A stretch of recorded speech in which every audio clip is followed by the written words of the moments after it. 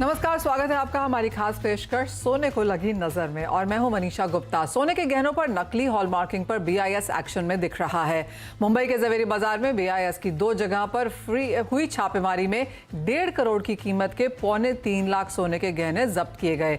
इस पर और बात करने के लिए हमारे साथ जुड़े हैं इब्जा के सेक्रेटरी सुरेंद्र मेहता, साथ ही साथ national spokesperson Kumar Jain, angel one के प्रथमेश माल्या और एसएमसी ग्लोबल सिक्योरिटीज की वंदना भारती। लेकिन सबसे पहले आपको सुनाते हैं कि बीआईएस के hallmarking office western region and deputy director Sandeep S Kumar ने हमारे साथ एक्सक्लूसिव बातचीत में इस छापेमारी और ग्राहकों को नकली बीआईएस हॉलमार्किंग को पकड़ने के तरीकों पर क्या कहा।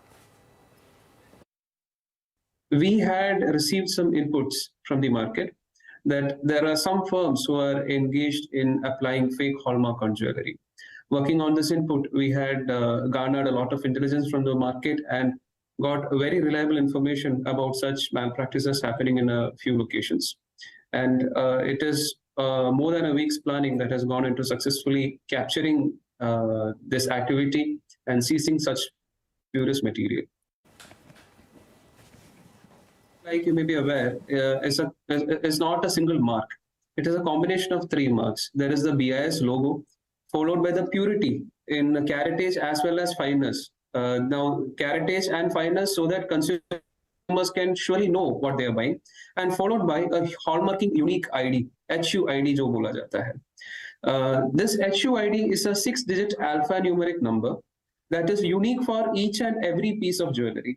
Say आप एक earrings purchase करें in pair, each item on the pair will have a separate hallmark unique ID, and this hallmark unique ID can be traced through the BIS Care mobile application that is available for both Android and iPhone platforms. So any consumer who goes to a store has the option of checking the HUID on the jewelry they intend to buy through the BIS Care app and ensure the genuinity and validity of the BIS hallmark before they make the purchase. This helps them in negating any possibility of purchasing a fake hallmark jewelry. So the consumer interests are in a way already getting protected, but the 4-mark hallmark that ceased to be applicable after mandatory hallmarking was brought in. It means that after 23rd of June 2021, no new jewelry can be marked with the 4-mark wala Purana system of hallmarking. And thereafter, the HUID has been invoked.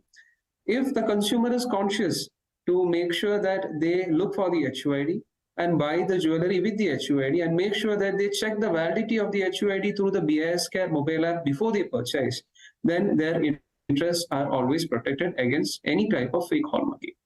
The second aspect, BIS operates through a network of over 1,300 hallmarking centers that are recognized by BIS for this purpose. And these hallmarking centers currently extend a testing facility for our consumers for very nominal rates. Any consumer has, suppose has any concern about the purity of the jewelry that they have bought or have with them, they can have their jewelry tested at such hallmarking centers for a nominal rate. And in case it is found that any shortage in purity is observed on an HUID hallmark BIS product or BIS hallmark jewelry, then we have mechanisms to compensate the customer for the losses that he has incurred for that particular product. And this Suvidha is also available through the BIS Care mobile application.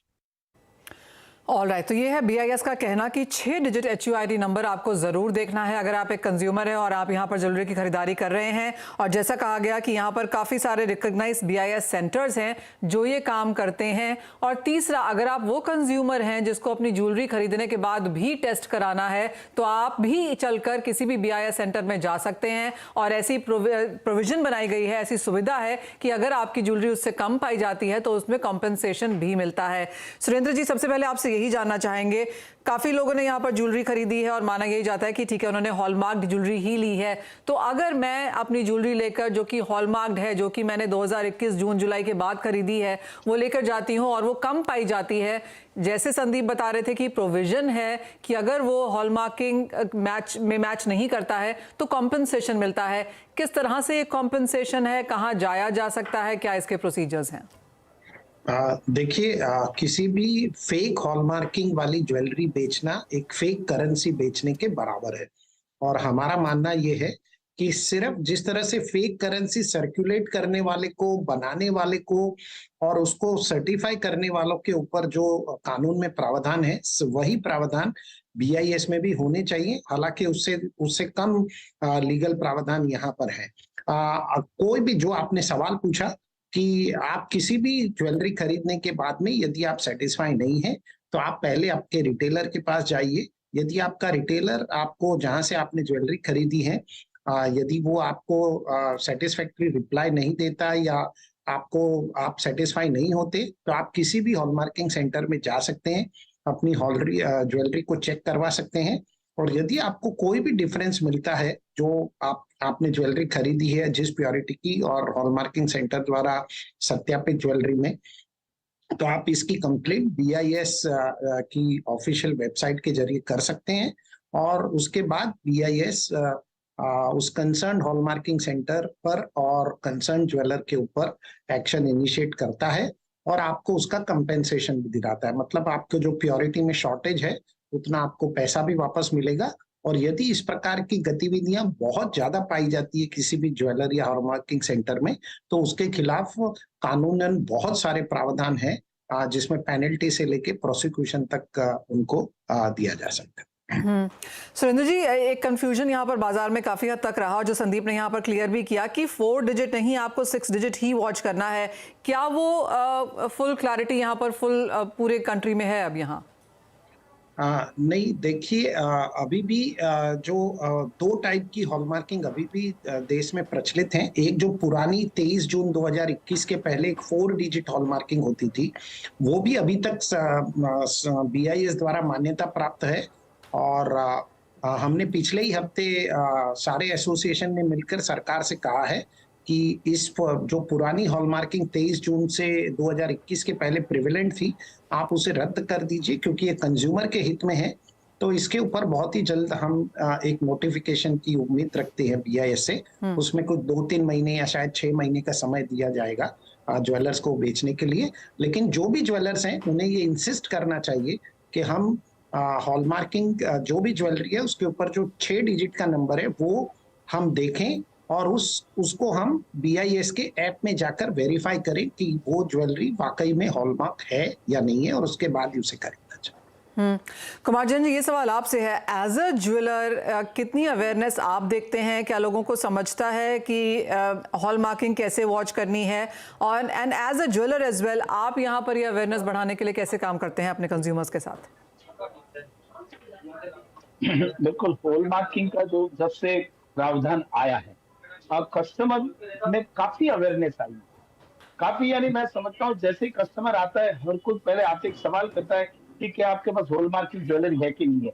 अगर है तो उनको दिखाना पड़ता है। अलग अलग counter पर अलग अलग ग्लासेस, बड़े आई ग्लास हमने रखे हुए हैं, जिससे वो चेक करता है। उसके बाद ही वो आगे बढ़ता है कि भाई मेरे को ये लेना, वो लेना, ये लेना। तो अवेयरनेस की तो जहां तक सवाल है, कोई प्रॉब्लम नहीं। लेकिन अब जो HUID तक का जो एक्सटेंशन हुआ है, हॉलमार्किंग आज तो वर्षों से चल रही है और लोग करवा भी रहे हैं। HUID के एक्सटेंशन में थोड़ा कॉम्प्लिकेशन जरूर हुआ, लेकिन हम लोग उसके भी आदी हो गए। कस्टमर आता है, कस्टमर को हमेशा, अब खुद कस्टमर कहता है कि नहीं, उसमें 6 डिजिट होने चाहिए, हमको 6 डिजिट दिखाइए, और ग्लासेस पड़े रहते हैं और उसके बाद ही कस्टमर प्रिपेयर्ड होता है। लेकिन हाँ, जहाँ इंटीरियर एरिया, छोटे छोटे कुछ दुकानें 5-25 ऐसे आप बात करें, जो अंधेरी वगैरह में है या सब में कहीं पे देखे, यहाँ बाहिम वगैरह में कहीं देखे, जहाँ छोटी छोटी दुकानें, छोटे बजट के लोग आते हैं, उनको इतनी समझ ही नहीं है और वो चाहते हैं कि आज भी 200 रुपए 300 रुपए ग्राम मजूरी में वो मांगते हैं और ज्वेलर्स दे देता है। तो वहां ये सब गड़बड़ होती है। अगर कस्टमर लेता है सीधा 500 रुपए, आज 56,000 का भाव है, 57,000 का भाव है, 10% एक कॉमन लंबे अरसे से एक प्रैक्टिस चली आ रही है, मतलब 56,000 हुए तो आज 560 रुपए मिनिमम मजूरी की कॉस्टिंग हुई, 600 650 से मजूरी शुरू होती है और आगे मजूरी चलती है। लेकिन इन बिटवीन अगर कस्टमर सस्ता मांगता है या व्यापारी सस्ते में दे देता है, तो वहां कहीं ना कहीं बस्ती हो रही है। ये कस्टमर को थोड़ा ध्यान रखना जरूरी है। अगर कस्टमर प्रिपेयर्ड होकर आता है तो कोई तकलीफ नहीं, आराम से आता है, लेके जाता है। और जहां तक HUID का सवाल है, थोड़ी अभी तक प्रैक्टिस में कुछ लोगों के नहीं आया, लेकिन वो धीरे धीरे आ रहा है। तो और परफेक्ट हो जाएगा आने वाले समय में। समझता हूँ मैं कि जैसे सुरेश भाई ने कहा, अच्छी बात की कि अवेयरनेस जो आई है, थोड़ा कॉम्प्लिकेशन जरूर है और पहले का माल पड़ा हुआ, सदियों से हम काम कर रहे हैं। मेरी दुकान की बात करता हूँ, 1925 से मैं काम कर रहा हूँ, तो डेफिनेटली कुछ माल ऐसा पड़ा हो तो हमने तो देख के गला लिया, उसको मैच कर दिया कुछ का और पूरे आ गए, क्योंकि एक अच्छी रेपुटेड शोरूम में बैठ के अच्छा काम करना है, कस्टमरों का कॉन्फिडेंस बढ़ाना है, और कस्टमर का कॉन्फिडेंस जहाँ तक ज्वेलर्स कॉन्फिडेंस नहीं दिलाएंगे, वो से अच्छा माल नहीं आएगा तो वापस कस्टमरों का माल नहीं बढ़ेगा। और ये बहुत पब्लिसिटी से काम होता है जेम ज्वेलरी का रिटेल शोरूम में, तो एक अच्छा ट्रेंड चला है। और ट्रांसपेरेंसी के लिए और अच्छा माल बेचने के लिए आज हम सोचते थे, एक समय में कि कस्टमर आता था हमारे पास सिर्फ बुलियन ही लेता था, हम सवाल करते थे, बोले नहीं ज्वेलरी में हमको कोई नुकसान होगा, 10% लेबर चार्ज का नुकसान होगा और दूसरा गैप रहेगा। तो अच्छा हुआ है, अभी ट्रांसपेरेंसी आने से लोग बड़े बड़े फेस्टिव सीजनों में ज्वेलरी बाय करते हैं और ये कहते हुए बाय करते हैं कि नहीं बुलियन नहीं, हम तो ज्वेलरी लेंगे, हमको अभी कोई तकलीफ नहीं, ज्वेलरी से हमको पूरा बायबैक मिलेगा। एब्सोल्युटली। सुरेंद्र जी, काफ़ी वैलिड पॉइंट है। तो जब हॉलमार्किंग आया था तो हमारी बातचीत यही हुई थी कि सबके लिए अब ये लेवल प्लेइंग फील्ड हो गया है, आपको बड़े शोरूम्स में जाकर एक प्रीमियम उनके नाम पर देने की ज़रूरत नहीं है, कहीं से भी लीजिए, हॉलमार्क ही सोना है और वही प्राइस आपको पे करना है। लेकिन अब भी जो ये कंज्यूमर्स की तरफ से ही चीज़ है कि कैश में देने की कोशिश, कम प्राइसेस देने की कोशिश, मजदूरी में भी लेने की कोशिश, आप एक तरफ हज़ारों का माल यहाँ लाखों का यहाँ पर सोना खरीद रहे हैं और फिर 200-400 और 2000 रुपये बचाने की कोशिश में जो अभी भी काम चलता है, क्या राय देंगे आप उसके लिए? देखिए, हमारे देश में लगभग 1.5 लाख ज्वेलर्स हैं जो BIS में रजिस्टर्ड है और मैं मानता हूं कि इस प्रकार की गलत गतिविधियों में 100-200 ज्वेलर्स जरूर शामिल होंगे और कुछ हॉलमार्किंग सेंटर भी इसमें शामिल है। लेकिन इसके लिए पूरी इंडस्ट्री को गुनहगार ठहराना ये मेरे ख्याल से सही नहीं है। लेवल प्लेइंग फील्ड अभी भी बना हुआ है। तालाब में कुछ मछलियां जरूर गंदी होती है, लेकिन पूरा तालाब कोई गंदा नहीं है। ज्वेलर्स जो भी BIS अप्रूव ज्वेलर्स हैं, आपको वहीं से कहीं से भी आप ज्वेलरी खरीदिए। और जैसा कि मैंने पहले कहा, यदि आपको जरा भी इसके अंदर कोई गड़बड़ लगती है कि आपकी ज्वेलरी की प्योरिटी कम है बाद में टेस्ट करवाने के बाद भी, तो आप जरूर उसकी कंप्लेंट BIS पे कर सकते हैं। मुझे नहीं लगता कि इस प्रकार के छोटे मोटे जो हादसे हैं इनसे कोई लेवल प्लेइंग फील्ड पे कोई फर्क पड़ने वाला है या कस्टमर किसी बड़े शोरूम में ही जाके खरीदी करेगा। लेकिन हाँ, मैं BIS की बहुत प्रशंसा करूंगा कि उन्होंने इस प्रकार का ये स्टेप उठाया है और इसी प्रकार के स्टेप उठा के देश के हर कोने के अंदर से जो इस प्रकार के ज्वेलर्स को और हॉलमार्किंग सेंटर को आइडेंटिफाई करना चाहिए और उनके खिलाफ सख्त से सख्त एक्शन लेना चाहिए। ऑल राइट, तो क्लियरली एक बड़ी खबर यहाँ पर आती हुई और डेवलपमेंट्स इसकी हमने आपको बताई हैं। एक स्ट्रॉन्ग तरीके से इसको देखा जाना चाहिए, जैसे सुरेंद्र मेहता जी ने भी कहा कि कुछ एक यहाँ पर नंबर्स हैं जो सही काम नहीं कर रहे हैं, लेकिन आपके पास हमेशा तरीके हैं। BIS ऑलरेडी इसको यहाँ पर देख रहा है और अगर आपको भी चिंता है, अगर आपको लगता है कि आपका सोना टू द मार्क नहीं है, तो अपने दुकानदार के पास जाएँ, BIS के पास भी जाएँ और अगर कोई कॉम्पनसेशन है या आपको कुछ आपका बाकी निकलता है तो वो क्लियरली यहाँ पर दिया जाएगा। BIS की तरफ से भी वही स्टेटमेंट यहाँ पर। बहुत शुक्रिया सुरेंद्र जी, कुमार जैन जी हमारे साथ जुड़ने के लिए और कंप्लीट हॉलमार्किंग सोने पर वहां पर बात भी करने के लिए। साथ ही रुकेंगे एक ब्रेक के लिए, जब लौटेंगे तो जोड़ेंगे अपने एक्सपर्ट्स को अपने साथ, लेंगे ट्रेडिंग स्ट्रैटेजीज। आपका स्वागत है। बात अब यहाँ पर स्ट्रैटेजीज की कर लेते हैं और प्रथमेश, सबसे पहले आपकी टॉप स्ट्रैटेजीज यहाँ पर जानना चाहेंगे, क्योंकि मुनाफा वसूली यहाँ पर कच्चे तेल में देखने को मिली है, लेकिन इजाफा आज भी यहाँ पर मेटल्स में है। नहीं मनीषा, ये आज के ट्रेड में 2 पिक्स मेरे ख्याल से एक गोल्ड रहेगा जहां में फरवरी वायदा हम बाय करने की सलाह देंगे। काफी अच्छा मोमेंटम है इस कमोडिटी में। 56,570 पे 56,750 पे बाय करने की सलाह रहेगी। 56,500 का स्टॉप रहेगा। टारगेट ऊपर में 57,010 के लिए रहेंगे। और सिमिलरली नेचुरल गैस में बाय करने की सलाह रहेगी। फरवरी वायदा 261 पर एंट्री पॉइंट रहेगा। स्टॉप लॉस रहेगा 254 का, टारगेट रहेंगे 270। ऑलराइट, तो सोने में और नेचुरल गैस में यहाँ पर व्यूज़ हैं और नेचुरल गैस तो आपकी स्क्रीन पे है, करीबन 8% की तेज़ी के साथ फिलहाल यहाँ पर कारोबार। वंदना, आप कैसे देखती हैं बाजार और आपके टॉप पिक्स क्या हैं? जी मनीषा, मुझे लग रहा है कि एग्री कमोडिटीज में यहाँ पे अभी प्रेशर बढ़ता हुआ दिखेगा और कॉटन ऑयल, सीड केक में हम लोगों ने लगातार फॉल आता हुआ दिखा है। थोड़ा सा फॉल और यहाँ पे डीप हो सकता है। 2820 के लेवल पे सेल करना चाहिए। 2765 का यहाँ पे टारगेट होगा। स्टॉप लॉस यहाँ पे हम लगा सकते हैं 2840 का।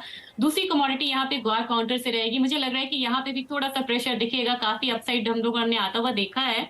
तो गुआ में सेलिंग करना चाहिए फरवरी कॉन्ट्रैक्ट में 6140 के करीब। प्राइसेस एक बार 6000 के करीब जा सकता है या 5950 के करीब। स्टॉप लॉस यहाँ पे लगाना होगा 6210 का। ऑल राइट, तो वो गुआर में और कॉटन सीड ऑयल केक में फिलहाल यहाँ पर काम करने की राय है। लेकिन बात अब यहाँ पर मेटल्स की भी कर लेते हैं और कॉपर, जिंक, एल्यूमिनियम, प्रथमेश सभी में यहाँ पर तेजी जारी है। कॉपर में अगर हम देखें तो पिछले एक हफ्ते में 4.5% की तेजी और पिछले एक महीने में 12% का इजाफा फिलहाल ऑलरेडी हो चुका है। यहाँ से अब क्या करने की राय है? ये इस तरीके से चाइना रीओपनिंग और कंप्लीट कोविड एग्जिट स्ट्रेटजी, ये दोनों ही सारे मेटल्स के लिए फेवरेबल साबित हुआ है। और यस, मेरे ख्याल से कॉपर में अभी भी मोमेंटम तेजी का ही रहेगा। नेक्स्ट जो है 785 और 790 के टारगेट्स के लिए इस पर्टिकुलर काउंटर में आपको बाई करने की सलाह रहेगी। 779 के ऊपर बाई करने का एंट्री पॉइंट रहेगा, 776 का स्टॉप रहेगा, ऊपर में 790 के टारगेट रहेंगे। वंदना, एल्यूमिनियम कैसे देखेंगी आप, क्योंकि ये एक हल्का सा अंडर परफॉर्मर रहा है, क्या यहाँ पर भी लगता है तेजी बरकरार रहेगी? जी मनीषा, मुझे लग रहा है एक तो यहाँ पे रीजन है कि इंटरेस्ट रेट हाइक होने की बात हो रही है, फिर भी यहाँ पे 102 से नीचे आता हुआ हम लोगों ने देखा है डॉलर इंडेक्स को। दूसरी चीज है कि चाइना के रीओपन होने के बाद एक पेंट अप डिमांड जो है वो भर के यहाँ पे आ रहा है और लग रहा है कि थोड़ा सा स्टिमुलस से यहाँ पे फायदा मिलता हुआ दिख रहा है जब रिसेशन की बात हो रही है।